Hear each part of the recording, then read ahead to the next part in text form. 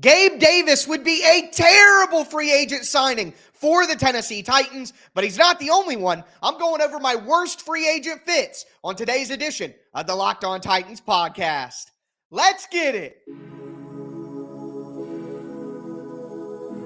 You are Locked On Titans, your daily Tennessee Titans podcast, part of the Locked On Podcast Network, your team every day.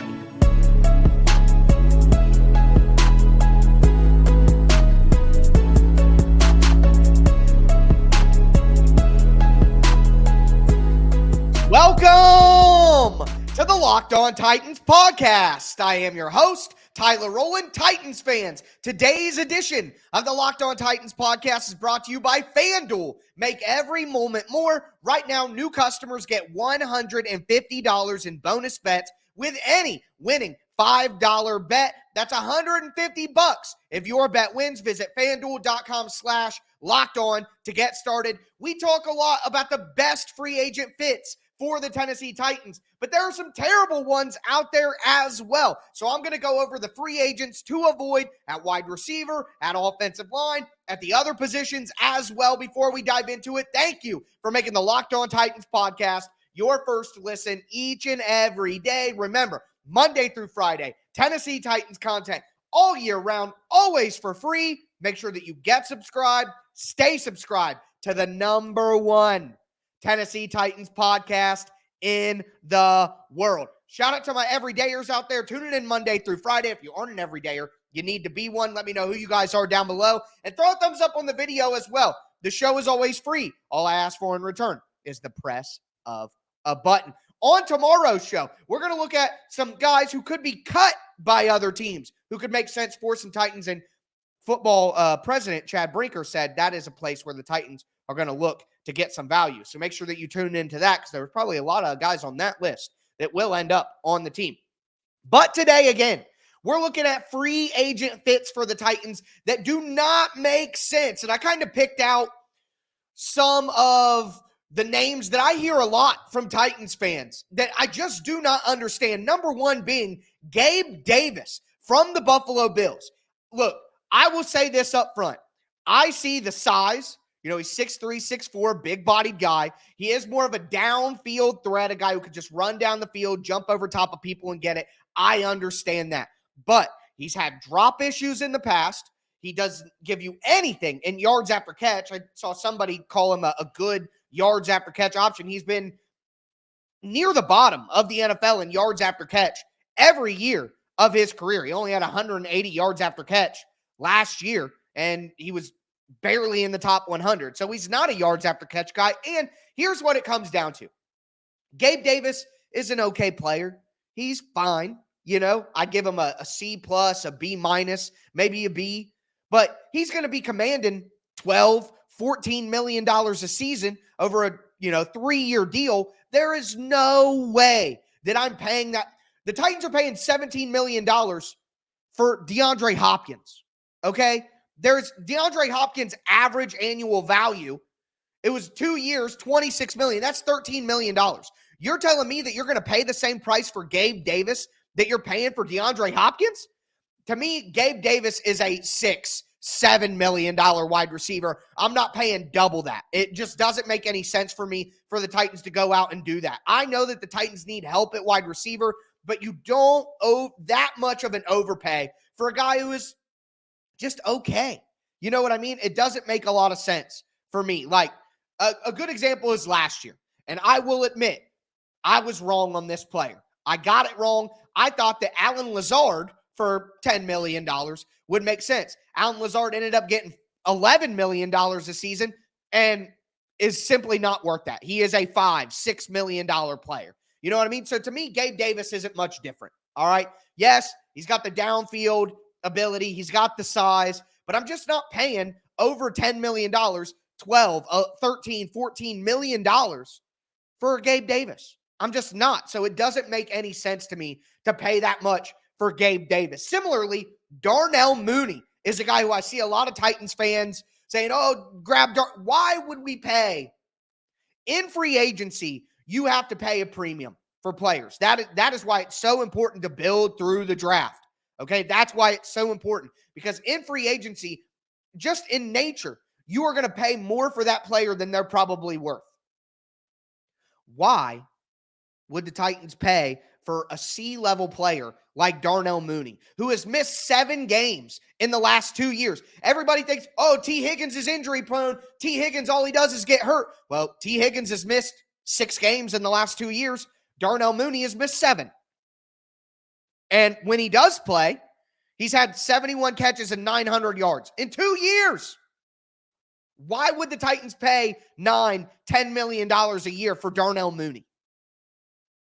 Like, I just don't see the fit. I don't understand the value. I don't understand why people would want those players for the Titans. And then finally, another name that I see over and over again from Titans fans is Tyler Boyd, which makes the least sense. Look, I could at least tell myself, okay, Gabe Davis, big body, get down the field, wide receiver 2, Levis throwing him bombs. All right. I think the money makes it insane, but all right. I see that. I'll concede there.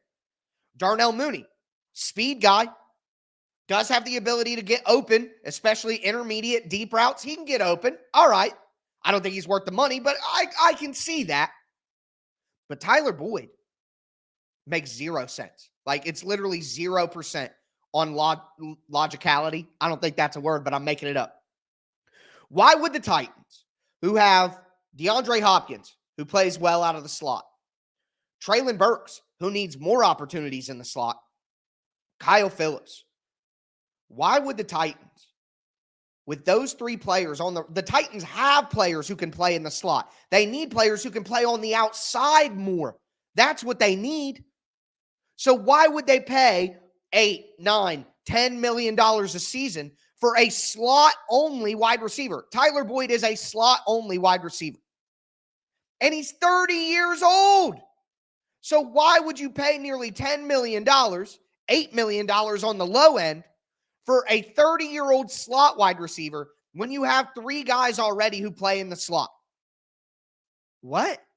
It just does not make any logical sense. All right. So to me, again, we talk about all of these good fits for the Titans, all these guys that do make sense for the Titans, but there are some clear options out there that don't make any sense for the Titans and would be a terrible waste of money. I would rather pass on that signing entirely than sign someone who doesn't make sense and who's getting way too much money for the value that they're going to bring to the football team. All right. So Gabe Davis, Darnell Mooney, Tyler Boyd don't make any sense to me whatsoever. So let me know down below how you guys feel about those players. Let me know if you think I'm wrong about any of those evaluations. Now it's time to talk about offensive line. And the reality is the offensive line pool in free agency is way thinner than some of you guys talk like. And that's why it's so important to draft.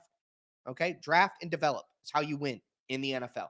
Not signing a million free agents. The Titans need to get some key free agents at key positions, but it's not as easy as you think. So we're going to dive into some terrible free agent fits for the Titans on offensive line, including Tyron Smith, who I know a lot of you guys know very well. We're going to get into that. Before we do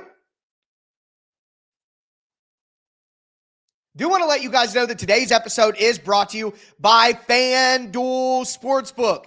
Get buckets on your first bet on FanDuel. Again, America's #1 sportsbook, because right now, new customers get $150 in bonus bets with any winning $5 bet. That's $150 if your bet wins. Again, all you got to do is bet a $5 bet and you hit, you get $150 in bonus bets, literally giving it to you on FanDuel.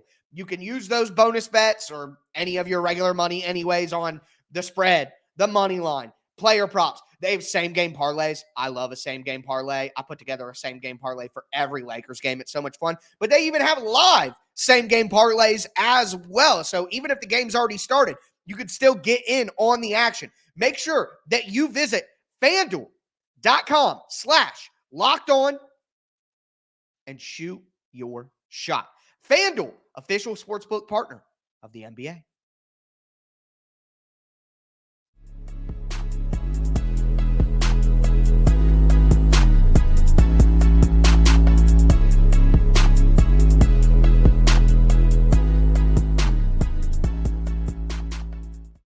Titans fans, let's continue today's edition of the Locked On Titans podcast, breaking down the worst free agent fits that I see a lot of people talking about for the Tennessee Titans. We talked about wide receiver. Now we're going to get into offensive line. And at the end of the show, I'm going to do all the other positions that I'm seeing folks talk about as well. Before we dive into it, I want to thank you guys again for making the Locked On Titans podcast your first listen each and every day. As I reminded you at the beginning of the show, tomorrow we're going to be looking at some dumpster dive options for the Titans, guys who will be cut or should be cut from other teams who could make sense for the Titans in the free agent market. So make sure that you don't miss out on that.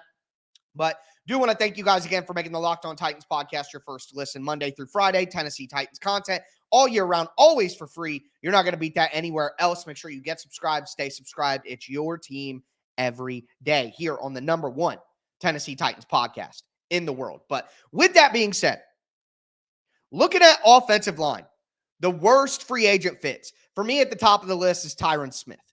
I get it. All right. Tyron Smith, probably going to be a Hall of Famer, one of the best left tackles of our generation, of the recent generation. That's for certain. All right. Great player. But here's the problem. Number one, he's 33 years old. Tyron Smith does not fit the timeline of this team. If Tyron Smith is going to leave Dallas, which I don't think he's going to do anyway, but if Tyron Smith is going to leave Dallas, why would it be to come to Tennessee, who's probably going to take a year, 2 years to really be Super Bowl contenders, to really build the roster up and have their young guys develop to a place where they can compete for a Super Bowl? Why would he do that? You know, so that in itself doesn't make a lot of sense. But from the Titans side, again, he's 33 years old. And the problem isn't just declining play as you get older. People think, oh, he's getting older, he's not going to play as well. It's not that. Well, that's part of it. But the other big part of it is as you get older, you get injured easier. Younger men stay healthier easier. That is just how this works. When you're younger, you can come back from injuries. You can recover from injuries. You can avoid injuries better than older players. I mean, I got to tell you guys, I'm 32. I'll turn 33 in about a month, and I can't play golf without coming back with some sort of ailment. I could have played 36 holes in a row when I was 25 and never worried about a thing. I didn't start golfing until after I was 25. That's my excuse for being bad. But you guys get what I'm saying. Anybody who's listening to this who has gone from their 20s into their 30s and maybe even into their 40s, you know that your body does not recover as well as you get older. And it's proven out. Over the last 4 seasons, Tyron Smith has only played 30 out of 67 games. So all of you guys are saying T. Higgins is too injured. Oh, I can't take a risk on that. But you want to go with Tyron Smith? You want to give him $20 million, $22 million a year when he's played 30 out of 67 games in the last 4 years and he's 33 years old? That does not make any sense to me. So Tyron Smith is a good player. Make no mistake, he's been a great player for a lot of his career, but he does not make any sense for the Tennessee Titans. Okay? Just doesn't make any sense. Also along that line, a much younger guy, but same thing, Mehki Becton. I've seen some people in the comments say the Titans why would they do that? Mehki Becton has proven over and over he cannot stay in shape. He does not work hard enough off the field. That results in injuries. He's constantly online saying crazy stuff. Not interested at all. Like 0% interested in Mehki Becton. Now, I could understand if you say, hey, well, Bill Callahan is the best, offensive line coach. Maybe he gets his hands on a young, Mehki Becton's still like 24 years old, young, super talented, former first-round pick, blah, blah, blah. Maybe they could. I'm sorry. There are certain things that certain guys do where I will never want them on my team, ever. And Mehki Becton has done quite a few of those. He's very vocal online. He can't manage his weight. He's always injured, literally cannot stay healthy, and those two things are correlated. You don't keep your body in shape, your body's not going to keep you in shape to be on the field. So even if Mehki Becton's going to be way cheaper than Tyron Smith, but just no way, man. No way for me. That's an immediate red flag. Some other names that I've seen some people like who I'm just not interested in. Jermaine Illuminor from the Las Vegas Raiders. Look, he's an option at tackle. And in the last couple of years, when he's settled at tackle, he's had some decent seasons. But at the end of the day, he's been a swing tackle, a backup for most of his career. He's 29 years old, and he really struggles with the speed rush. He's a big guy. He struggles with guys with a ton of speed off the edge. So he can anchor in pass protection, and I don't think he's terrible by any means. But I just want more of a long-term solution. If the Titans go out and sign Jermaine Illuminor, they're going to be looking for a new offensive tackle next offseason. They're going to have to replenish that already. So just doesn't make a lot of sense. Again, the age, the history of being a backup, struggling with the speed. The Titans want long athletes that can stand up in pass protection. Okay? So those three tackles, I thought about, honestly, I'll just throw this in there. They're not going to count for bad fits because I would be okay with Trent Brown. I would be okay with Michael Onwenu. But what you got to worry about with those two guys is they are very heavy guys, and the Titans are going to run a zone scheme that requires a ton of athleticism. And Onwenu and Trent Brown have been in heavy gap schemes in New England, and they're not guys I like Onwenu to be able to do this better than Trent Brown, honestly. I wouldn't hate those signings like the signings that I'm talking about here, so I don't want to group them in, but I'm just saying I have my concerns about whether they can fit in the scheme the Titans are going for, and that's why my number one offensive tackle option is Jonah Williams. Not going to be the most expensive guy, fits the scheme, knows the coach, has the versatility to play left or right, which gives the Titans more freedom in the draft. You know, that's the number one option to me. But this is bad fits we're talking about, not my good ones. We talked enough about my good ones. Finally, so those are three tackles. Tyron Smith, Mehki Becton, Jermaine Illuminor, who I'm worried about, who I think are bad fits for the Titans. But finally, we talk guards. And I know that this is going to be controversial. I get it. But I don't want any of these high-priced guards. I would rather spend that money at center. I don't want – Robert Hunt is the best option. All right, he's the best option on the market. Miami's zone run scheme, so we know he'd fit what the Titans are trying to do. I believe he's only 26 to 27, still young. Look, I'm not going to freak out if the Titans sign Robert Hunt. But at the end of the day, you just drafted a guard in the first round. If you have a high-priced, top-of-the-market free agent guard and a first-round guard, that is too many resources, too many high-value resources to put at guard. Simply put. Like, let Dylan Radins do that. Let Nicholas Petit-Frere do that. Keep Daniel Brunskill if you must and let him do that. All of those guys are $3.5 million or less. I'm not spending a first-round pick on a guard and then following it up by giving out a top-of-the-market guard contract in the next offseason. I'm just simply not doing that. Spend it tackle, spend it center, get your guard in the draft if you want somebody to come in and compete with Brunskill, Radins, NPF, which I don't think you need to do. I think the answer at right guard is already on the roster. Whoever you want out of those three guys. Sign one tackle, sign a center, draft one tackle. Now you have your offensive line and you didn't spend too much. So those are names. Robert Hunt, Kevin Zeitler, any other name that I just don't want to give out big money to a guard in free agency. That's where I'm at right now. But with that being said, let's talk about the other positions that the Titans need to look at. Some names that I absolutely do not want them to go after.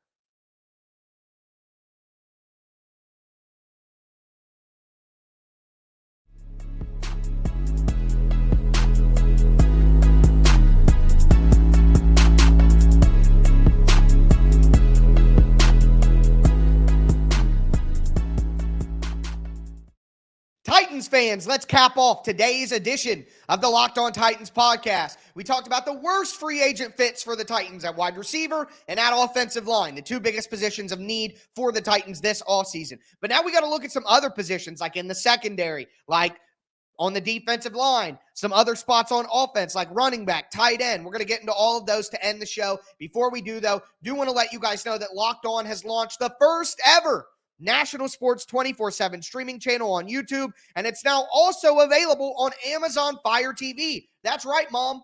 I'm on TV. You can find it in the free Fire TV channels app. Locked On Sports Today is here for you 24/7, covering the top sports stories of the day with local experts from Locked On, like me, and coverage of every league from our national shows. I do Locked On NFL on Thursdays. You guys should check that out as well. Find Locked On Sports Today, now available on the free Fire TV Channels app. Also want to thank you for making Locked On Titans your first to listen each and every day. Of course, I got to throw that in at your team every day, ladies and gentlemen. But with that being said, we talked wide receiver, talked offensive line in the secondary. The Titans need a cornerback. But for me, there are some cornerbacks that make no sense, and number one on that list is Kenny Moore. All right? Like I said with Tyler Boyd, Kenny Moore is 29 years old. He's going to be 30 years old. He is a slot-only player. Kenny Moore is a slot cornerback. The Titans have Roger McCreary. They don't need a slot cornerback. Again, like with wide receiver, they don't need a slot. They need outside guys. They need physical presences on the outside. And Kenny Moore is not that. So Kenny Moore doesn't make any sense for the Titans from that perspective. They have Roger McCreary already. So not interested in Kenny Moore. Similarly at cornerback, these are outside guys, these two, but Kendall Fuller and Stephon Gilmore. And what it comes down to is they're just too old. They don't fit the Titans' timeline, especially Stephon Gilmore, who's 33 years old. Kendall Fuller, 29 years old.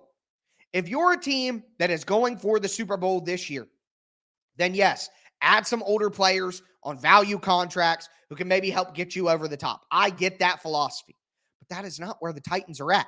The Titans need to be looking for youthful players that can grow with them, 26, 25, 26, 27. You know what I mean? Players who still have 2 or 3 years left of their prime and will actually be in their prime when the Titans, in theory, make a Super Bowl run. And Gilmore or Fuller don't make any sense in that realm. Now, I want to throw this name in, Antoine Winfield Jr., who I think is one of the best safeties in the NFL. Absolutely great player. But, one, I think he's going to get franchise tagged. And two, he's going to be too expensive. We're getting to a place where I continue to give you guys my roster philosophies. All right? I am not spending big money at linebacker. I am not spending big money at guard. I am not spending big money at nose tackle. I am not spending big money at safety. All right? The Titans have done. We're paying a safety big money. We're paying a running back big money. We've done that, and it does not work. Okay? It does not work. You don't pay big money at safety. All right? You don't. You don't pay big money at running back. You simply don't do that. So, I know that Antoine Winfield Jr. is a very good player. He is. No doubt about it. Don't misconstrue what I'm saying. But at the same time, I'm just not willing to pay him. I'm not willing to be the team that does it. I'll find safety value for much. There are going to be so many bargain safeties available to pair with a Monty Hooker that can get the job done for you. Put that money into premium positions. Cornerback, wide receiver, offensive tackle, center, quarterback, like pass rushers. It's really simple. It truly is really simple. All right. Moving forward, though, out of the secondary to the defensive line, Leonard Williams, Zadarius Smith, too old. Leonard Williams, 29, going to be expensive. Zadarius Smith, 31. The Titans already have a ton of money on the defensive line with Key, Landry, Simmons. Hopefully they bring Danico Autry back. Just doesn't make any sense for the Titans to spend even more money for a fifth guy, or big money for a fourth guy. Just doesn't really line up. Chase Young. I get the appeal of Chase Young. He's still young, coming off his rookie contract, but I'm sorry. The effort that I saw him give during the playoffs, I mean, they're literally in the biggest games of the season, and Chase Young is loafing out there. All right? Just no way I'm giving that dude big money. Not a chance. The injury history, the effort, no way. It's a no way for me. Moving on to the offensive side of the ball, running back. I've said this before. I'll reiterate it here. Saquon, Josh Jacobs, Tony Pollard. No way I'm giving a high-priced running back contract. Again, that includes Derrick Henry. I am not paying top-tier money for a running back ever again.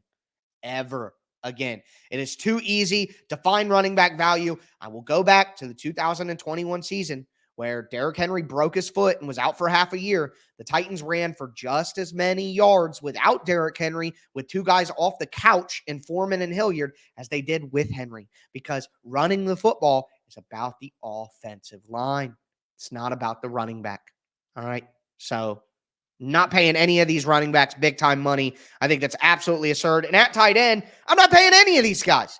Dalton Schultz, Noah Fant, Hunter Henry, not a chance. I'm riding with Chig and Josh Wiley. I'm not giving big money to a tight end. Get out of here. Like, unless this is one of the best tight ends in the top 5 tight end in the NFL. Kelsey, Kittle, Andrews, Laporta, when he gets there, like TJ Hawkinson. I'll pay those guys, but I'm surely not paying the B-level group of tight ends. Not doing it. So not a chance for me. But those are the guys who I think would be terrible fits for the Titans in free agency. Let me know who you think would be a bad fit for the Titans down below. Let me know if you disagree with me on any of these names. I want to end today's show with this. I'm going to keep it very, very calm. Going to keep it very short here. I appreciate when you guys let me know that there are people out there trying to trash me, that there are people out there talking down on my name. I woke up on Tuesday or around Tuesday afternoon, got a ton of messages from you guys that so-and-so is saying this and that about you, blah, blah, blah, blah, blah. And the reality is, I know not everyone who listens to my show is on Twitter, but on Twitter, I take a lot of crap from not just fans, not just other Titans fans who I converse with, but other Titans content creators like take these subliminal shots at me with their tweets or outright just call me out of my name and say certain stuff, blah, blah, blah, blah, blah.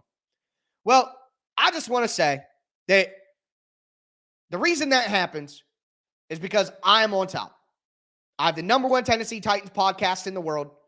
My following and my standing within the market and the Titans community has grown significantly since I took over the show before the 2019 season.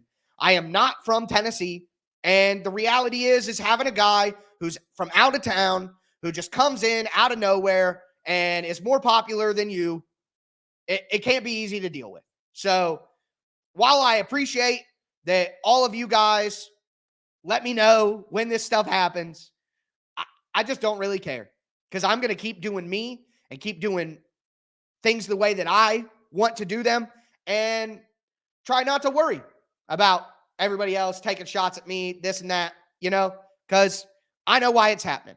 I get it. So to all you guys who ride for me, who defend me, all of that, I appreciate you guys very much. I really do. But at the end of the day, let them talk, because I'm busy working. And if they're talking about me, hey, you know what they say? No such thing as bad publicity. But just wanted to make a little comment there, because a lot of you guys let me know and this and that. And I appreciate it, but whatever, man. I'm doing me. So with that being said, that is going to do it for today's show. I'll be back with you guys tomorrow to go over some dumpster dive options. Can't wait to do that. But as always, I am your host, Tyler Rowland. Love the beat drop. And this was Locked On Titans.